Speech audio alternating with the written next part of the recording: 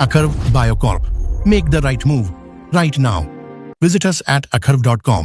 Dairy farming की दुनिया में ना एक ऐसा दुश्मन है जो दिखाई नहीं देता पर अंदर ही अंदर मुनाफे को खत्म कर देता है।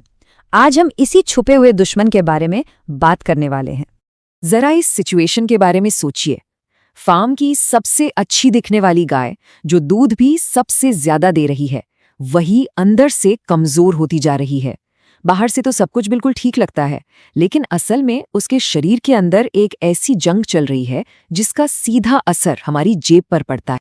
अब देखिए, पहली नजर में तो यही लगता है कि शायद कोई बीमारी हो गई है, लेकिन जब जांच होती है तो न तो कोई इन्फेक्शन निकलता है, न ही कोई बुखार। तो सवाल ये है कि आखिर हो क्या रहा है? वो कौन सी वजह है जो इस गिलावट का कारण बन रही है? तो इस छुपे हुए दुश्मन का नाम है कीटोसिस। ये एक मेटाबॉलिक गड़बड़ी है। चलिए अब इस गुत्थी को सुलझाते हैं और समझते हैं कि ये कीटोसिस असल में है क्या और ये काम कैसे करता है। तो सबसे पहले हमें ये समझना होगा कि एक गाय के शरीर के अंदर एनर्जी का पूरा खेल कैसे चलता है और कैसे अचानक ये एक बड़े संकट में बदल जाता है।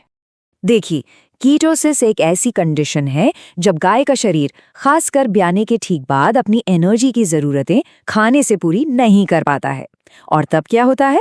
तब शरीर एनर्जी के लिए अपनी ही चर्बी को बहुत तेजी से पिघलाने लगता है, जिससे कुछ जहरीले बाय प्रोडक्ट्स बनते हैं। और इस पूरी समस्या की जड़ में जो कॉन्सेप्ट है उसे कहते हैं नेगेटिव एनर्जी बैलेंस। इसका मतलब बड़ा सीधा है, शरीर जितनी एनर्जी खर्च कर रहा है उतनी उसे खाने से मिल नहीं रही है। मतलब एक तरह का एनर्जी का घाटा हो रहा है। तो इसको सिर्फ एक बीमारी की तरह नहीं देखना चाहिए। ये असल में जानवर के शरीर के पूरे एनर्जी सिस्टम का फेल हो जाना है। आप समझिए कि शरीर के अंदर का पावर प्लांट ही बंद पड़ गया है। तो सवाल ये है कि आखिर ये एनर्जी फेलियर होता कैसे है? चलिए जरा शरीर के अंदर झांक कर देखते हैं और इस पूरी प्रक्रिया को स्टेप बाय स्टेप समझने की कोशिश करते हैं।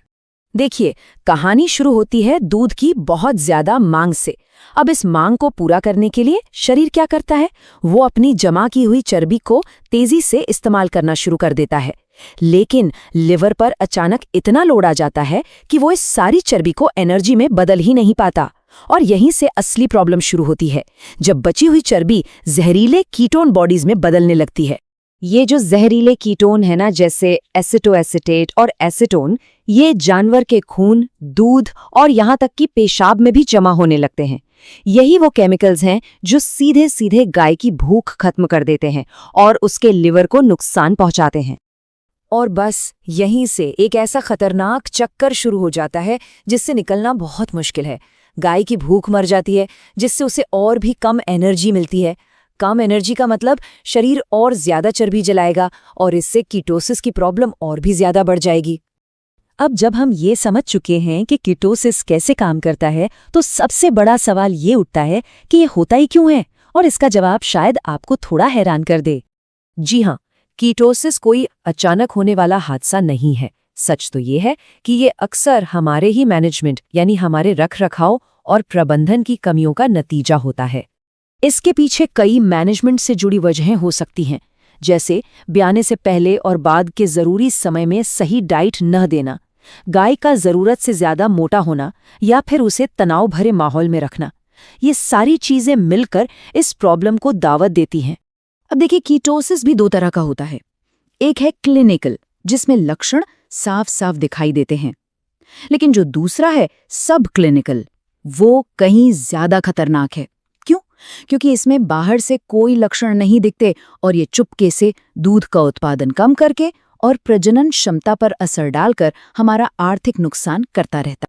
तो चलिए, अब तक हमने जो भी बातें की हैं उन सबको एक साथ जोड़कर देखते हैं और ये समझते हैं कि इस समस्या को देखने का हमारा नजरिया कैसा होना चाहिए। तो यहाँ पर सबसे ज़रूरी बात जो समझने वाली है वो ये है कि कीटोसिस सिर्फ दूध से जुड़ी एक प्रॉब्लम नहीं है। असल में ये एनर्जी मैनेजमेंट, न्यूट्रिशन प्लानिंग और लिवर की हेल्थ से जुड़ी एक बहुत बड़ी और कॉम्प्लेक्स बीमारी है। इसका मतलब ये है कि इससे निपटने के लिए हमें सिर्फ एक लक्षण का इलाज नहीं करना, बल्कि पूरे सिस्टम को ठीक करना होगा।